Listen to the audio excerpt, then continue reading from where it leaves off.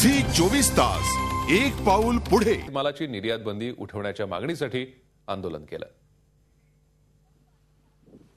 पुणे शहराला पाणीपुरवठा करणाऱ्या धरणांमध्ये पुरेसा पाणीसाठा असूनही शहरातली पाणी कपात कायम आहे. त्याचवेळी जिल्ह्यातल्या शेतीला पाणी सोडण्यात येत आहे. त्याच्याच निषेधार्थ मनसेनं पुण्यातल्या सिंचन भवनासमोर निदर्शनं केली. पाण्याच्या नियोजनासंदर्भात बोलावण्यात आलेल्या कालवा समितीच्या बैठकीला पुणे शहरातला एकही आमदार उपस्थित नव्हता. त्याचाही मनसेनं निषेध केला.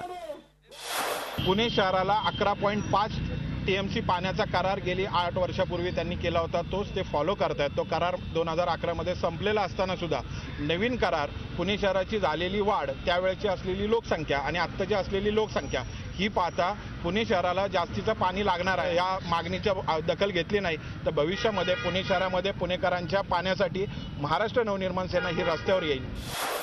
केंद्र सरकारनं अनुदानित सिलेंडरची संख्या मर्यादित केली आहे. वर्षभरामध्ये कमीत कमी 12 सिलेंडर अनुदानित दरानं मिळावेत या मागणीसाठी आरपीआयनं पुणे जिल्हाधिकारी कार्यालयावर मोर्चा काढला.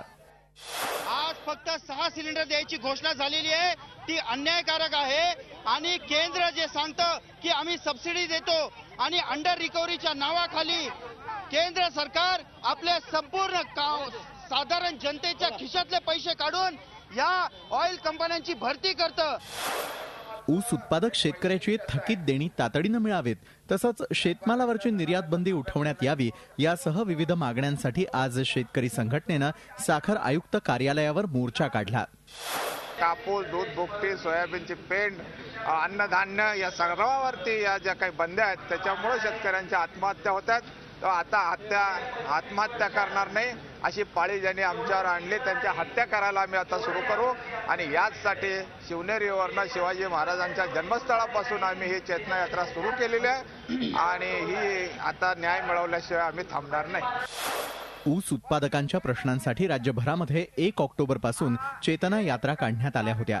विविध जिल्ह्यातून आलेल्या चेतना यात्रा पुण्यात पोहोचल्या. त्यानंतर साखर आयुक्त कार्यालय परिसरात जाहीर सभा झाली. झी 24 ताससाठी अरुण मेहत्रे, पुणे. झी 24 तास एक पाऊल पुढे.